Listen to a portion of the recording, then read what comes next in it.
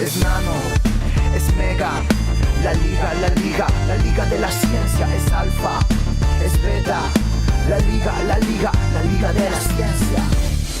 Segundo bloque en la Liga de la Ciencia, y a continuación tenemos nuestra columnista especialista Natalia Suazo, que nos va a hablar de tecnopolítica. Bienvenida, Natalia. Muchas gracias. ¿Nos vas a contar sobre cómo ayuda Internet a propagar las noticias falsas? Sí, un tema que este año además estamos empezando una nueva campaña electoral, va a ser otra vez un tema. Explotó bastante en las elecciones del año pasado con Donald Trump como candidato. Claro, la posverdad. La posverdad que surgió como una de las palabras del año, pero tenía bastante que ver con una cosa que sucedió específicamente en esa campaña que hasta ahora venía siendo un poco minimizada, y es que un candidato como Trump, que había recaudado menos dinero para la campaña, hizo con menos dinero un crecimiento en las redes sociales de la propagación de esa información mucho más grande que Hillary Clinton. De hecho, sus noticias, muchas de ellas falsas, fueron más compartidas. ¿Por qué? Porque aplicó una técnica en Facebook que se usa en la publicidad online que se llama de microsegmentación. ¿Qué es esto? Llegarle a cada una de las personas, analizar su perfil en las redes sociales y darle lo que quieren, la información que tenderían a compartir. Estas son cosas que están estudiadas. Nosotros tendemos a compartir informaciones que están de acuerdo con lo que nosotros pensamos, de izquierda, de derecha, o si compartimos mucho alguna información sobre cierto candidato, sobre un cierto tema, eso es analizado por las redes y después se puede hacer publicidad a partir de eso. ¿Hay otra cuestión? Sí. Te quería preguntar, ¿esa información que tienen personalizada, es legal tenerla o se compra en el mercado ilegal? Nosotros cada vez que nos unimos a una red social, en este caso a Facebook, estamos aceptando los términos y condiciones de esa empresa. Facebook, cuando nosotros decimos acepto los términos y condiciones, puede hacerlo. ¿Por qué? Porque para nosotros es una red social, pero en realidad es una empresa de publicidad, cuyos ingresos se basan en eso, en segmentar los perfiles y vender publicidad. En este caso a los candidatos, que en épocas de elecciones son los principales aportantes muchas veces en cada país a las redes sociales. De hecho, este es un tema que está muy en debate, si hay que regular también en la publicidad política la publicidad que se aplica a Facebook. ¿Por qué? Porque al algoritmo de Facebook no le interesa si las noticias son verdaderas o falsas. ¿A qué te referís con el algoritmo de Facebook? Acá tenemos un gráfico para explicarlo. El algoritmo de Facebook es la fórmula que organiza lo que nosotros vemos en cada uno de nuestros feeds, o sea, nuestra pantalla. Probablemente, si Andrés abre su celular, si Eugenia vos abrís tu celular y si yo abro el mío, vemos cosas completamente distintas. ¿De qué depende eso? De una fórmula matemática, de esta fórmula que se llama EdgeRank. Es el algoritmo que utiliza Facebook para ordenar la información. ¿De qué depende? Depende de 3 factores. El primero es la afinidad. Es decir, con quiénes nosotros interactuamos más. Si yo interactúo más con vos, que te gustan determinadas cosas, el algoritmo supone que a mí esas cosas me interesan porque a vos te interesa. Entonces me va a mostrar más sobre eso, va a salir más alto. Me va a mostrar eso primero cuando yo abro el teléfono, que es en general donde nosotros vemos las redes. El segundo es el peso. Es decir, ¿cuántos likes, cuántos comentarios, cuántos compartidos tuvo cada publicación? Si Eugenia ahora comparte algo y la gente lo comenta mucho, lo comparte mucho, lo que se hace viral, es decir, crece mucho, eso Facebook lo va a considerar más importante, le va a dar un lugar más elevado.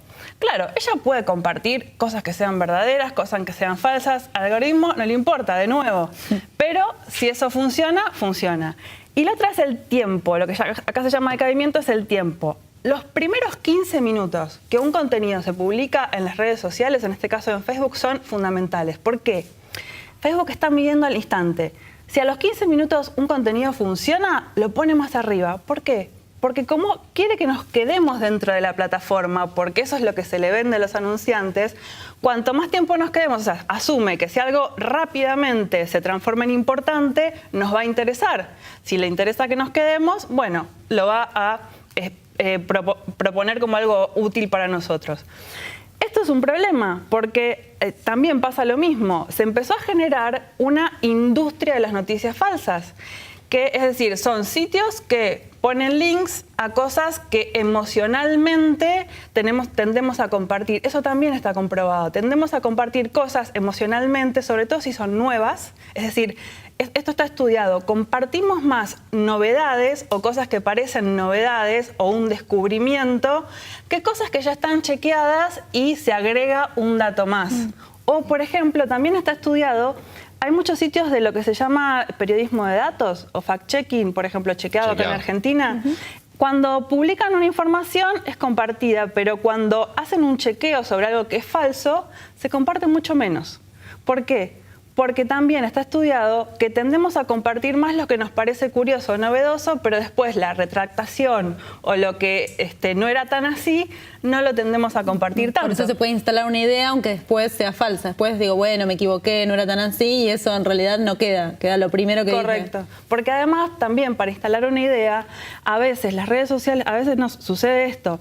Entre Facebook y Google concentran el 20% de toda la publicidad del mundo. O sea, 1 de cada 5 dólares o pesos o reales o como lo contemos van a Google y a Facebook. Entonces está tan concentrado que si nosotros ponemos dinero en publicidad en estas redes, lo más probable es que lo veamos. A lo cual se agrega otro factor. Consumimos cada vez más noticias a través de esas redes. Los sitios de noticias o lo que consideramos periodismo, de hecho, trabajan, entre comillas, para las redes. Entonces esto genera un problema, como decíamos al principio, que se agudiza en las campañas electorales y que el año pasado, después de las elecciones, empezó a generar un problema también a nivel político y también en la industria de la tecnología. ¿Por qué? Porque Silicon Valley, el mundo de las empresas de Internet, su candidata era Hillary Clinton. En general los candidatos son demócratas y se asustaron un poco de estar generando un monstruo, digamos. ¿No seremos nosotros? Claro, de hecho Facebook hace unas semanas anunció que dentro de este algoritmo iba a incluir alguna verificación de si era verdadera o no la noticia, ¿no? Y eso realmente se está implementando, ¿no? Bueno, se está implementando en algunos países europeos, Estados Unidos, está empezando ahí. Fue un interés muy grande en los primeros meses, pero también es interesante ver cómo continúa esto. En América Latina, en Argentina, eso todavía no se está implementando. Y más allá de Facebook, ¿qué podemos hacer nosotros para no propagar noticias falsas? Bueno, esa es una buena pregunta y es interesante porque la posverdad, esto que está tan de moda, se genera a través de nuestra curiosidad y nuestra empatía emocional con algo. El clic rápido, lo que se llama el clickbait. Es una palabra que se usa mucho como un anzuelo de clics, ¿no? Entonces, es difícil, yo sé que es difícil, no tentarse y hacer clic, pero cuanto no lo hagamos o no compartir noticias que no están chequeadas o no compartir suposiciones, digamos, todo esto ayuda. Es una de las únicas formas de no contribuir, entre comillas, al monstruo, ¿no? Y por otro lado, apostar también a que la industria del periodismo pueda hacer algo con esto. Facebook está pensando, digamos, invertir más en editores y asumir de cierta manera algo que tendría que haber asumido un poco antes, que es que son un medio, ¿no?